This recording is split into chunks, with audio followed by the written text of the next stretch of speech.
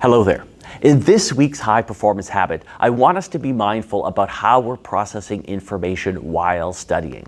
Recognize when a concept seems too easy. Maybe it really is straightforward. But let's be mindful of when we might be missing some of the complexity, because if we've only engaged in some surface level processing during studying, then we may not be ready for an exam question that asks us to think about the layers of nuance in the concept. Further, we want to recognize when we're avoiding material that seems too hard.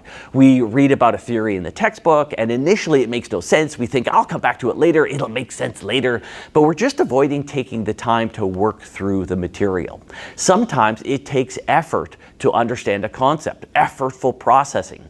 We may avoid this by saying we'll come back to it, or we may avoid this by fooling ourselves into thinking that we probably understand the idea well enough. But we need to be mindful that this sort of surface level good enough probably isn't going to be good enough. And we need to take the time to work through it, engage in some effortful processing. This is what I refer to as the struggle. In taking university courses, you're pushing yourself to dig deeper into more complex topics compared to what you might have done before. And this pushing yourself isn't necessarily going to be smooth, straightforward, or easy. It can be a struggle. But in the act of pushing yourself to rise to the challenge of that struggle, you are growing your capacity to handle that complexity. Those complexities will become easier and you will be able to rise to even greater challenges in the future. This is a high performance habit. You can do this.